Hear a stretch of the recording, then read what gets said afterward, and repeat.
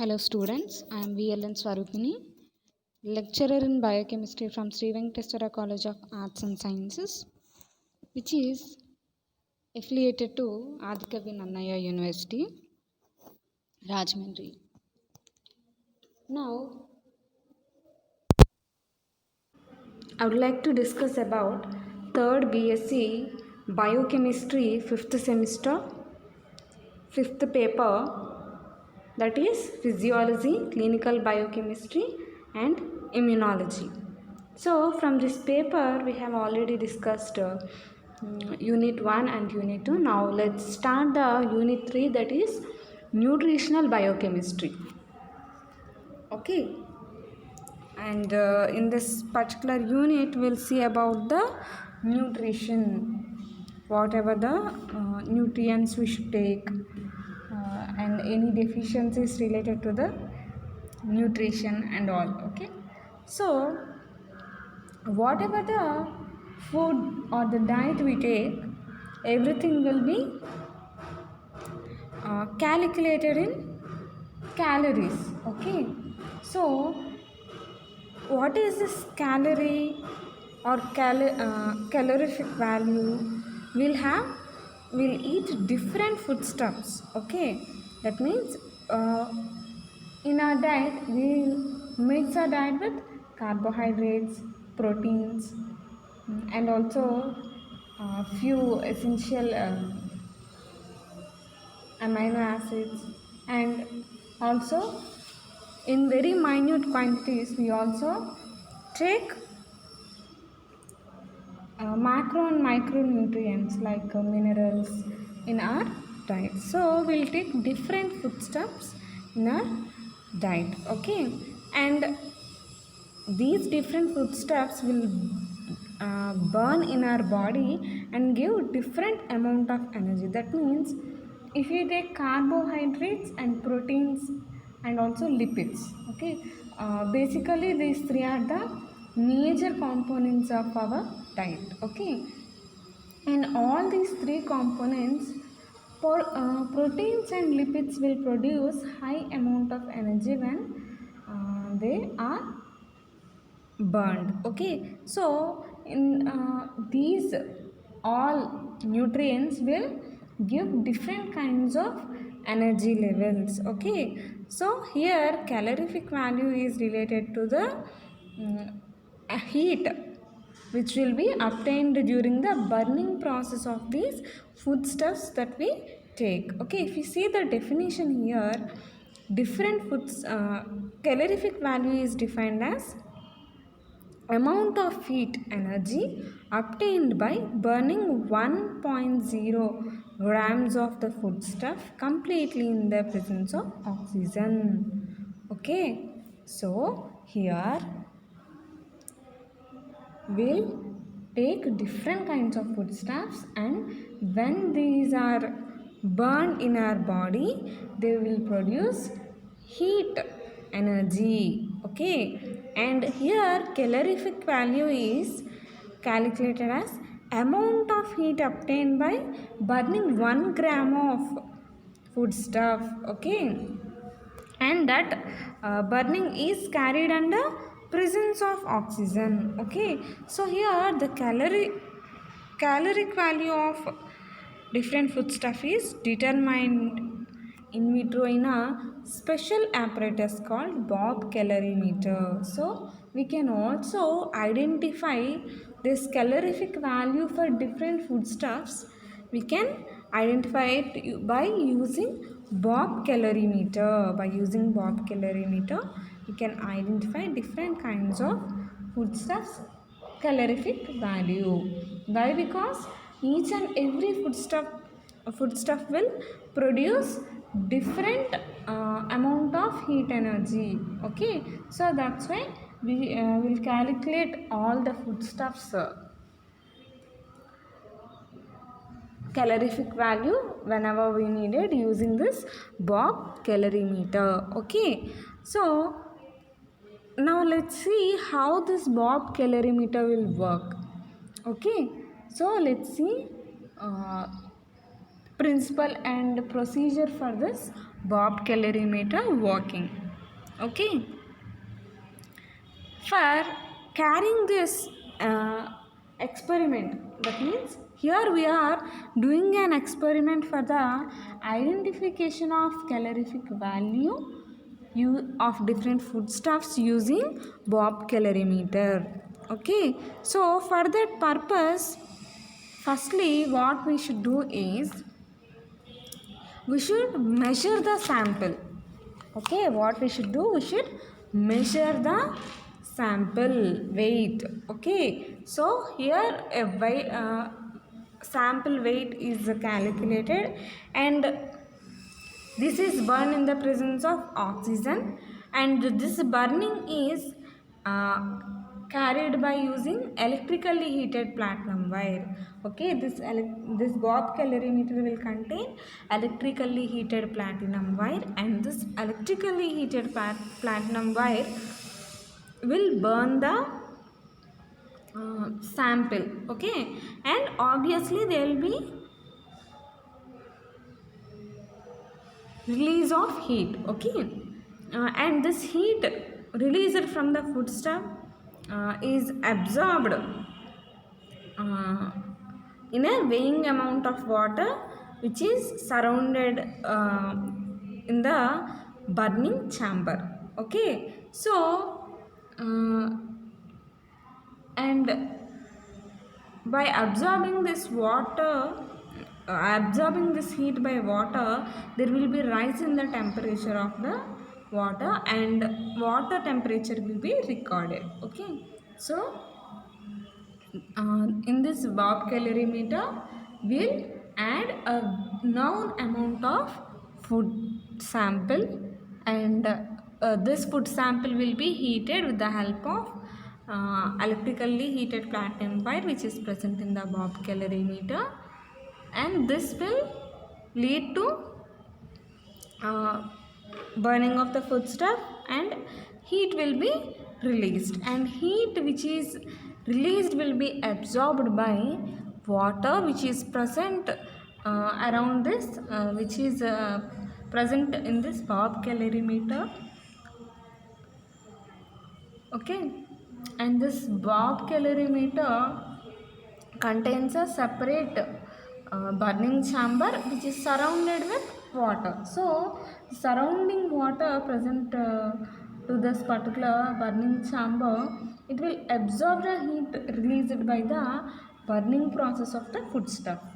Okay, and what will happen, there will be increase in the temperature of the water. Okay, and by calculating the rise in the temperature of water, we can identify the heat energy released by the foodstuff. So this is the major procedure. Okay, and to calculate it with a formula, this data of heat evolved by 1 gram of food, it can be calculated using the formula. Here H is nothing but the heat. Okay, H is equal to W into T2 minus T1. T2 is the raised temperature, T1 is the initial temperature of the water. Okay, and if we take T2 minus T1, we will get the difference. That means for how much amount of temperature increased will be obtained by taking 2 minus T2 minus T1. Okay, so W into T2 minus T1 by M into 100. Here M is the amount of food that we have taken as sample is mentioned as M. Okay, so this particular heat energy released will be calculated in the terms of kilocalories per gram. Why? As we are taking measurement for 1 gram of foodstuff burning, so that's why we'll take kilogram per gram. Okay, so here what we have done to calculate this heat energy or calorific value using this Bob calorimeter, a weighing amount of the sample is burned in a atmospheric O2 by an electrically heated platinum wire. Okay, so here bomb calorimeter will have a closed burning circuit with oxygen levels, and it will also contain a platinum wire. Okay, when connected to electricity, this will produce heat which will help to uh, burn the food sample that we have taken into the bomb calorimeter. Okay, and later what will happen, the heat evolved will be absorbed in a weighed amount of water. That means we'll take known amount of water in the surrounding area of the burning chamber. So this heat will be absorbed by this water, and the rise of temperature is recorded with the help of sensitive thermometer. So to check, that means we will take T1 value before start of the experiment, and after the burning process we will take T2 value. So both T2 and T1 values are regarded before and after the experiment. Okay, so this temperature recording is done with a sensitive thermometer, that means a very effective thermometer.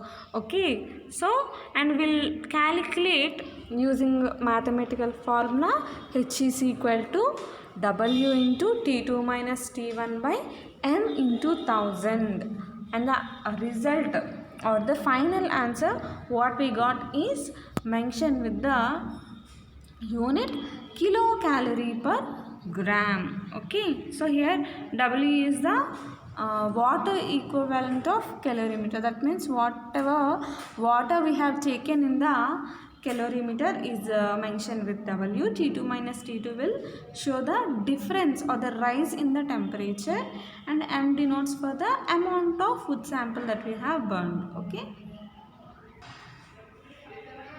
and food materials undergo combustion in the animal body and liberate energy in the same way as in a Bob calorimeter. So whatever the process is being taken in this Bob calorimeter, in the similar way foodstuffs that we take, they undergo combustion. That means they get heated, okay, in our body. Okay, animal body is nothing but our body also can be considered here, even human body is also considered under this. Okay, and they'll on heating they'll liberate energy. Okay, and here energy is in the form of heat. Okay, that's why if you see, whenever we are taking a high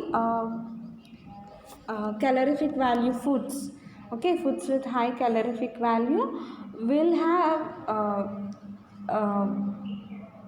will produce high amount of heat. Like if we have high protein content like chicken and all, will our body will produce high amount of heat. Okay, so that is the reason. Okay, as this foods will have high calorific value, that means these will produce high uh, heat energy. Okay, and but in a graded and continuous stepwise manner instead of explosive way. So in our body this process will be carried in a stepwise manner, whereas in Bob calorimeter this will be in a one step reaction it will be carried. If you see here, average calorific values are given to different kinds of foodstuffs. Like glucose will produce 3.6 kilocalories, starch will produce 4.2 kilocalories, and also this animal fats, that means little fatty foods will produce 9.5 5 kilocalories. And also animal proteins. Fat means lipid content, and animal proteins will produce 5.6 kilocalories. If you see fats, these are 9.5 kilocalories, and fats sometimes these also contain bad cholesterol. That's why fat contents are very less recommended for our diet. Okay. Whereas animal protein food, protein diet, and carbs are very essential for our body. Of course fats are also needed, but in very lesser amount. Okay. So, and coming to these vegetable proteins and animal protein content is will have a much higher calorific value when compared to the vegetable proteins calorific value. Okay. So in the body, proteins do not undergo complete oxidation. Okay. And a portion of its amino groups being converted to different forms and excreted as NH3 and urea. So what happens in our body? In our body, not all the protein content, that means not 100% of our intake and diet is not completely oxidized. A few part of it will enter different pathways like urea cycle and all, and they will excreted in the form of NH3 and urea. Okay. And this will lose around 1.3 kilocalories per gram, leaving 4.3 C produced per gram of protein metabolized. Okay. So this is about calorific value and its calculation using this particular Bob calorimeter. So calorific value means here it is the amount of heat energy obtained by burning 1 gram of the foodstuff completely in the presence of oxygen. Okay. And we can calculate this calorific value for different food materials using bomb calorimeter. And if you see the bomb calorimeter calculation, it is an in vivo calculation in which closed burning chamber will be there, which will which is surrounded with a glass chamber in which we will add water. So we will take known amount of water and known amount of food. Around 1 gram of food will be taken. Okay. We will add the sample into the burning chamber, and also we will add water into the water chamber. Okay. So then what will happen, will take the initial temperature reading, T1 reading of the water, and then we'll connect electricity to the Bob calorimeter, by which this platinum wire present in the burning chamber will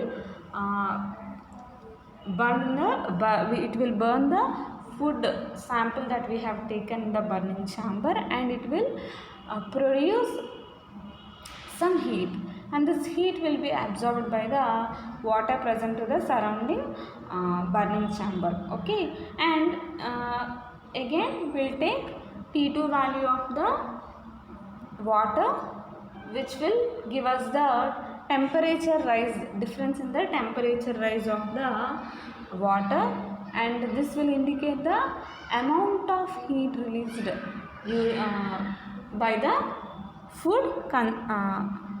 food burning. Okay. So by this we can calculate the calorific value of food, and also there is a mathematical formula to calculate it. H is equal to W into T2 minus T1 by M into 1000 kilocalorie per gram. Okay. So this is calorific value and Bob calorimeter.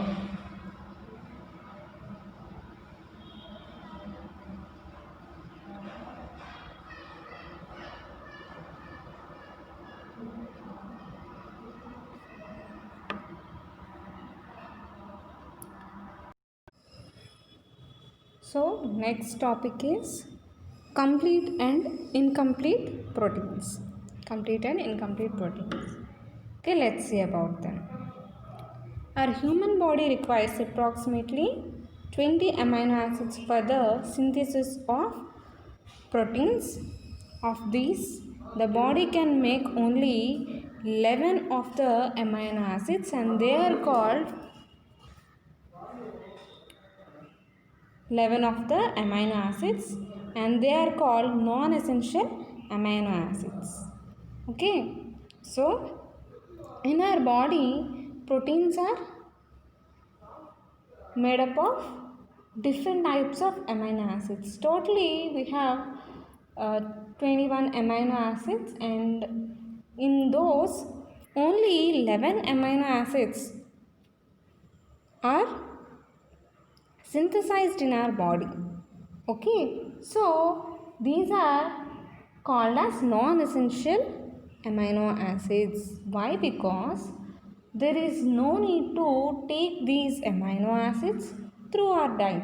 So non-essential in our diet, these amino acids are not essentially required in our diet, non-essential amino acids. So from all the 20 amino acids which are required for the protein synthesis, only 11 amino acids were produced in our body. Remaining all the other amino acids are should be taken through our diet. Okay, so we call those amino acids as essential amino acids. Okay, so these are called as non-essential amino acids which are prepared in our body. Amino acids which are synthesized in our body are called as non-essential amino acids. Because of the body can make them and does not need to obtain them from the diet. Okay, and remaining 9 amino acids that have to be obtained only from the diet and cannot be prepared in the body, and these are called as essential amino acids. So the remaining amino acids which are not prepared in our body should be taken from our diet only, and these are called as essential amino acids. Why? Because these are essentially should be taken through our diet. Okay, and the protein in a food which supplies enough of the essential amino acid is called a complete protein.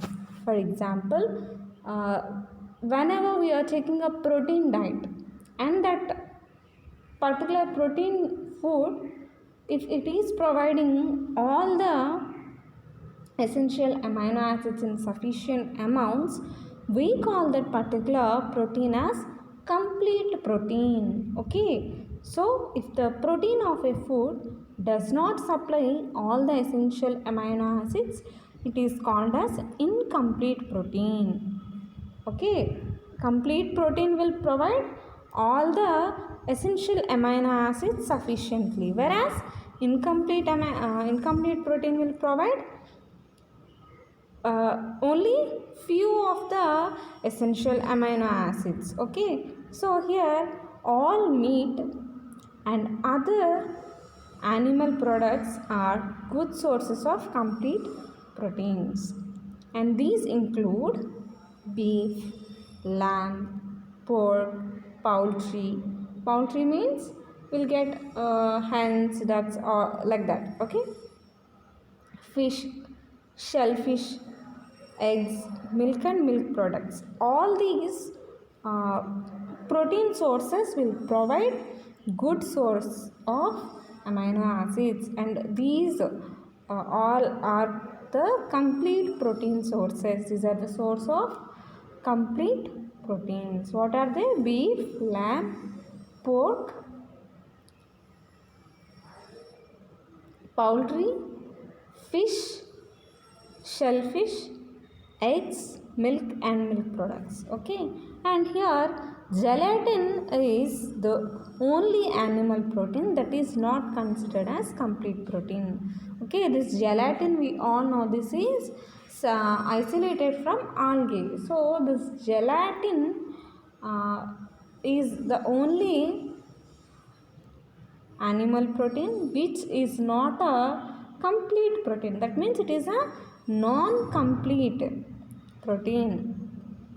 That means this particular gelatin will not provide any uh, complete source of essential amino acids. It only provides few of the essential amino acids. That's why this is considered as non-complete protein. Okay, and proteins in foods such as grains, legumes, nuts, seeds, fruits and vegetables are either low and incomplete proteins or lack one of essential amino acids. So apart from this animal products, animal sources, we have complete protein sources like beef, lamb, pork, poultry, fish, milk and milk products. But here from animal source we have one incomplete protein, that is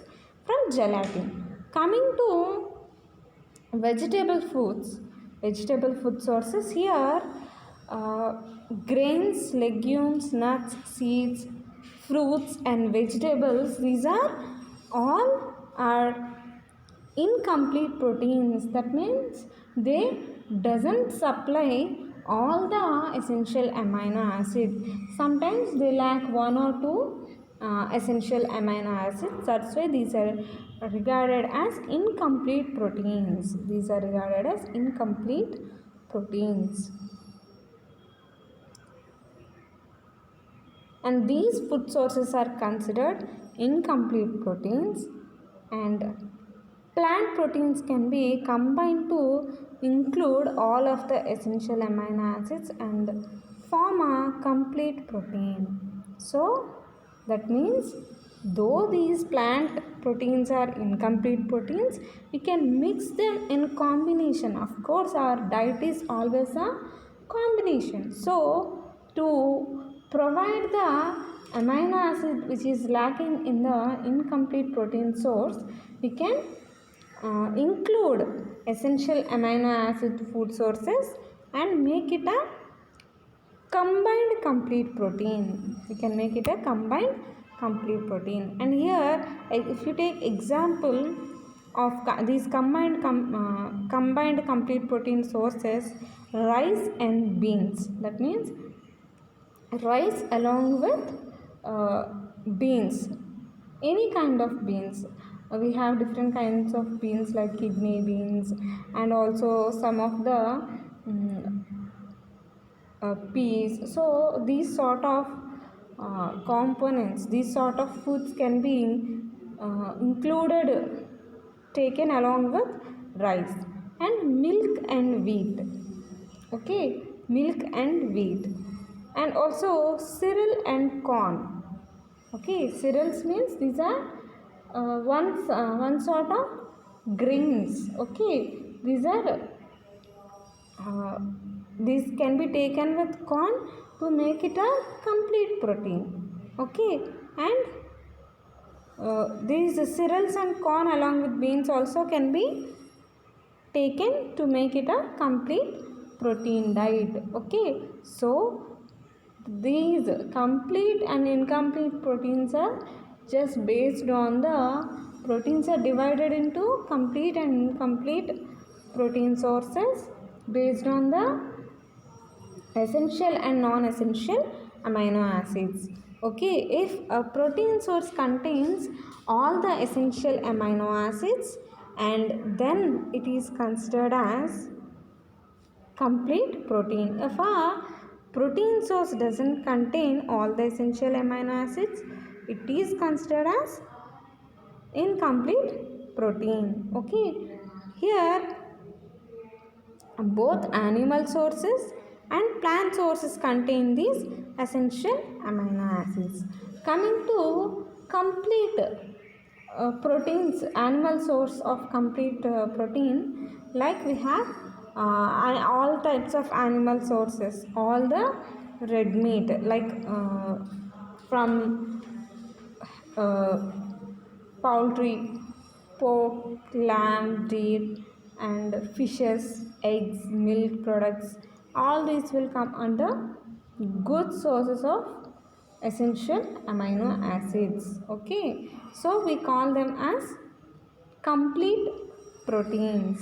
And gelatin is a non-complete protein, and which is a source of animal food. And coming to vegetable sources, here almost all the vegetable sources are incomplete proteins.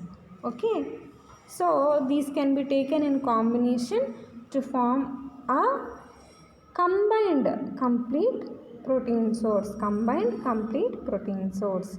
Okay, so this is about complete and incomplete proteins. Okay, so this is based on essential amino acids. Okay, presence of essential amino acids in a protein source, we classify them into complete and incomplete proteins. So while listening to this class, please keep the material provided for you with you, and also if you have any doubts, please contact me, and listen to the classes carefully.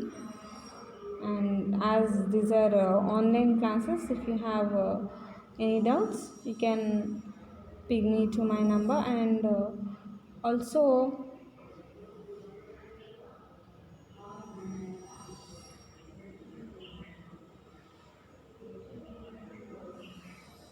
note down the important points from the class and revise. Thank you, students. Thank you.